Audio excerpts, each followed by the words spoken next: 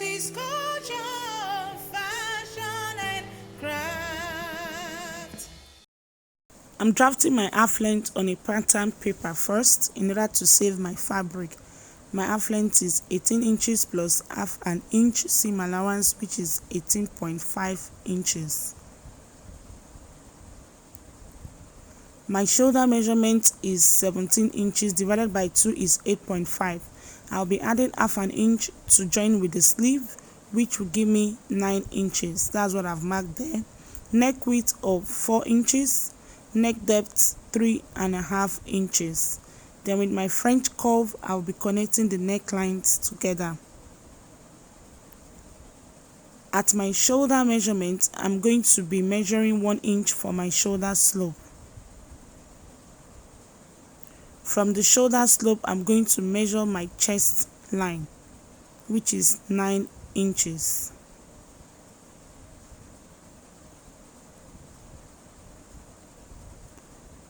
I'm going to rule a straight line from the chest line to my shoulder slope. My shoulder to my bust point line is 11.5 inches.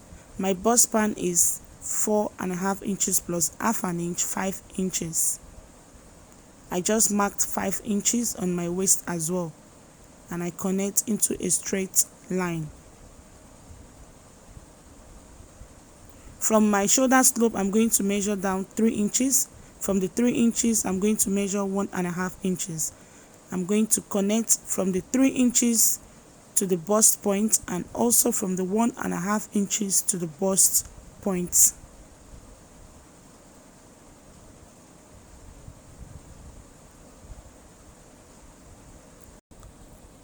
I extended the second line by 1.5 inches. Like so, 1.5 inches.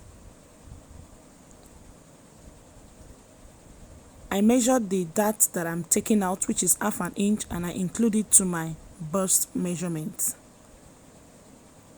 That's my seam allowance. Then I move over to the waist. I measure 1.5, like so. On the other side, 1 inch, and I'm going to be connecting them to the bust point. I always like to use my free hand for this part.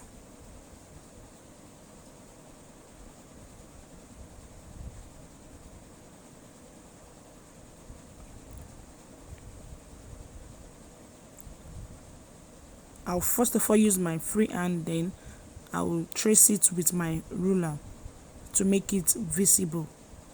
I measured the dart that I'm taking out, which is 2.5 inches, and I'm going to include it to my waist measurement.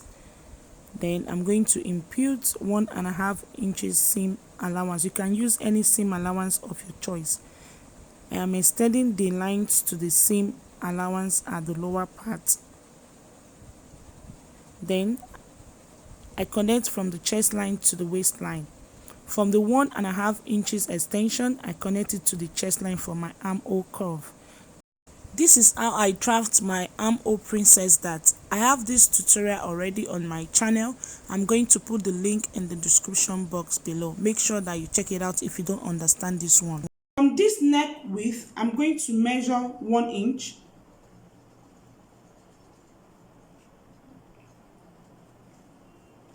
Then I'm going to move to the lower part and also measure 1 inch.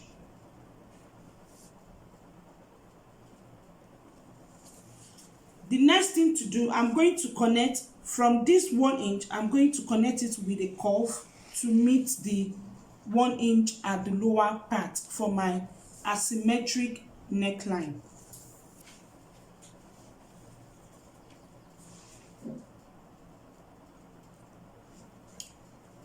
So the next thing I'm going to do is to connect from this 1 inch to the 1 inch I mark away from the neck width.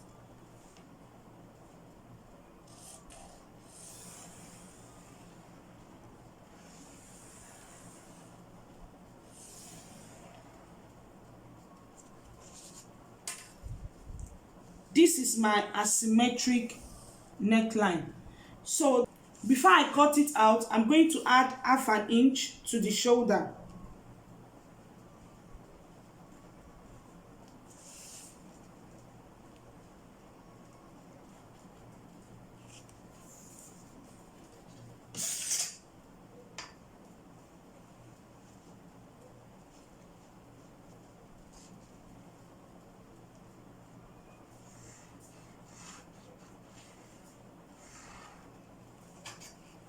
Then I'm going to extend this to the seam allowance.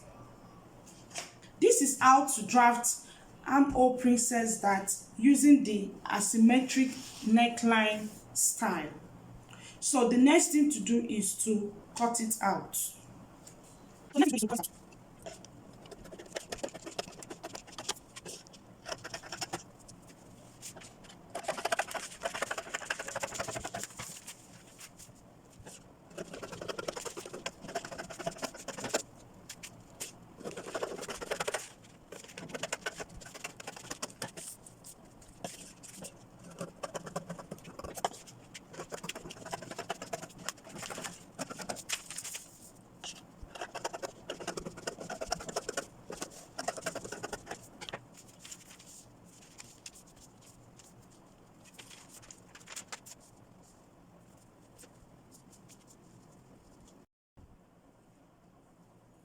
This is my pattern for the front bodice. So I'm going to be using this pattern to cut on my fabric. This middle panel, this asymmetric neckline, I'm going to use nets for this one, while these 4 panels will be fabric. I've cut out the panels on the fabric.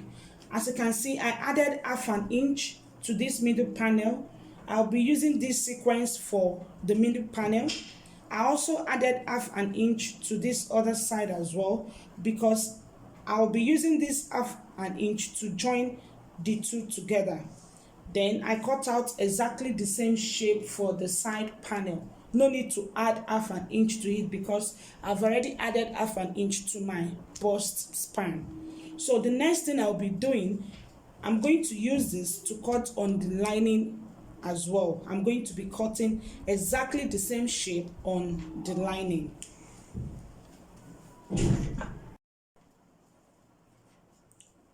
These are all the panels for the front bodies and the lining as well. As you can see, I've already cut out lining for all the panels. So the next thing to do, I'm going to couple them together and I'll be showing us on how to go about it. This is my back bodice. This is the zipper allowance, 1.5 inches. I'm using the normal waist dart for the back bodice. The same neck width with the front, 4 inches. Then neck depth for the back, I'm making use of 1 inch. So I'm going to cut it out.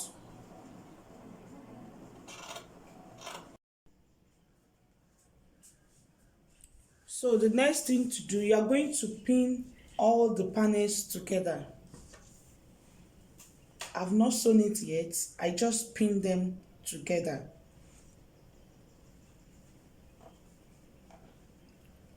Then I'm going to take to my sewing machine, I'm going to sew it with half an inch. I'm going to sew all the panels that I pinned with half an inch.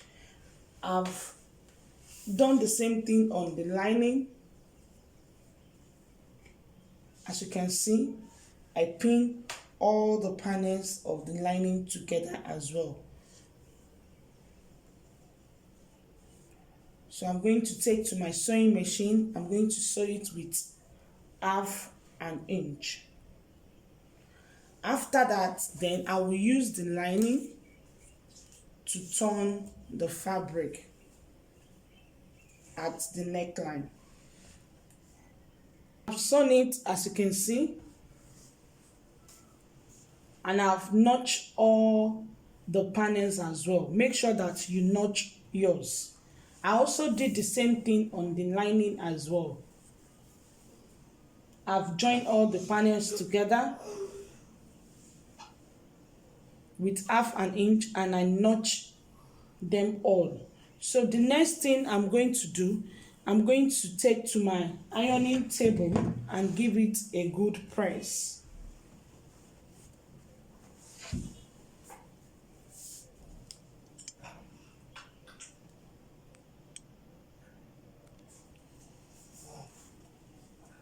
This tool is very important when making any bustier top because it will enable you to place your bodies on it because it is curved, as you can see. So it will enable you to place your bodies on it. Then this place that I sew, I'm going to open it up this way and iron it. As you can see, the bust area, it will enable you to open it up. Then I'll give it a good press. I'm going to do this to all the panels, including the lining. Then after that, I will use the lining to turn the fabric at the neckline.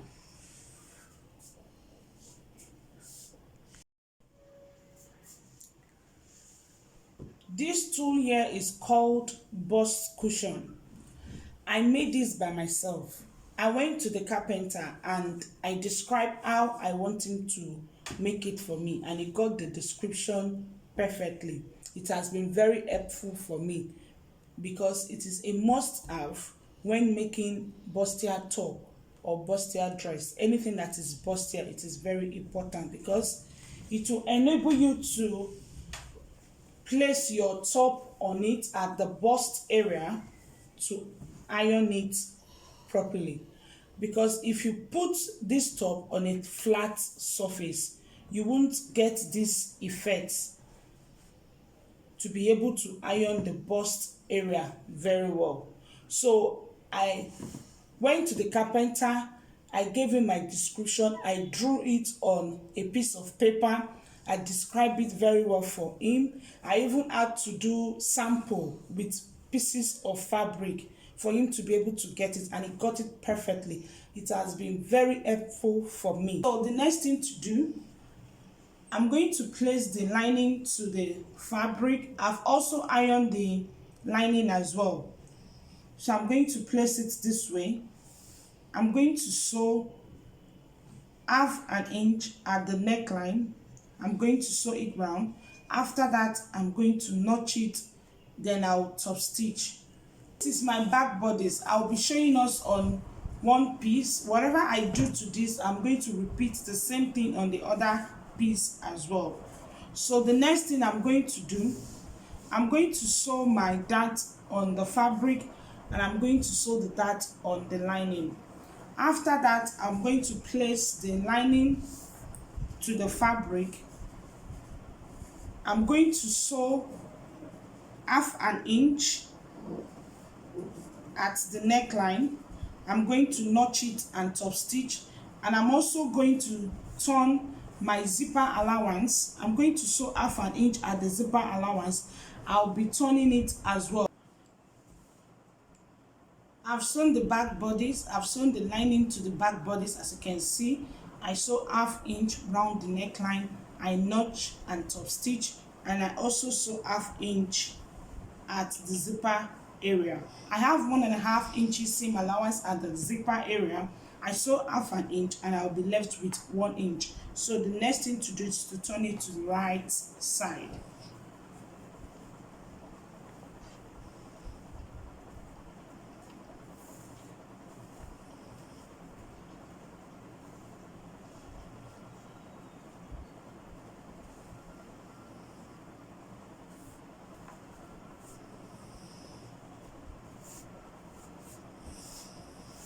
I'm going to iron it to be flat. I've given it a good press. As you can see, it is nice and flat. I always like to iron every step of the way when I'm making a dress. It always makes your work to come out neatly. So the next thing I'm going to do, I'm going to measure my zipper allowance 1 inch. I have 1 inch left after turning with lining at the zipper area. So I'm going to measure 1 inch, 1 inch,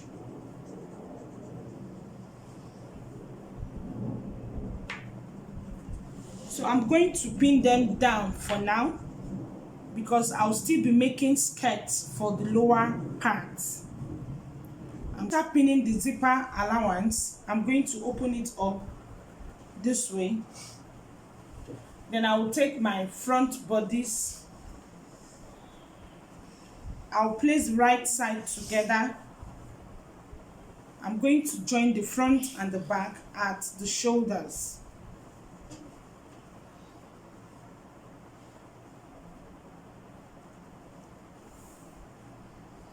I'm going to join them together at the shoulder with half an inch. Then after that, I'm going to sew my side seam. Then I will show us the final look for the half length. I have two different methods in which I normally sew my shoulder seam to give it neat finishing. You will not see any rough edges. This is the front, this is the back. I'm going to place them together, making sure that the edges align. Then I will take this back lining, I'll flip it over to the front this way. I'll align everything together. Then I'm going to sew my seam allowance half an inch. The second method is you will sew the fabric to fabric, lining to lining at the shoulders. You will just simply sew half an inch straight down. So whichever method that you like, you can make use of it, or any other method that you normally use, just use it and make sure that the rough edges is not showing. Make sure that you have a neat finishing at the shoulder seam. This is the final look, guys. This is the back and this is the front. See the shoulder seam that I'm talking about. As you can see, it is neat. You will not see the rough edges. Let me turn it to the right side. Please note, I choose to use sequins at this middle panel and also line it because I don't want my skin to be showing. But if you want your skin to be showing exactly the way it is on my thumbnail, you will use 2 nets for this part. You will not use sequins and you will not also line it. You will use 2 nets if you want your skin to be showing. But because I don't want my skin to be showing, that is why I use sequins and I also line it. I am making a dress. This is the half length of my dress. In my next tutorial, I'm going to be posting the lower part of the dress, which is going to be the skirt part. And I'm also going to be draping on the skirt. And I will be using the protruding buttock method to draft the skirt. I'm still going to attach sleeve to it as well. If you don't know how to sew a skirt using the protruding buttock method, and if you also don't know how to drape on a skirt, please make sure that you watch out for my next post because I will be teaching all that in my next video. We've come to an end of today's tutorial, guys. I hope you find my tutorial helpful. If you do, please give me a thumbs up and subscribe down below if you've not done so. I upload weekly tutorial on my channel. Also remember to click on the notification bell so that whenever I upload a new video, you will be notified. Until I come your way next, please stay safe and remain blessed. Bye.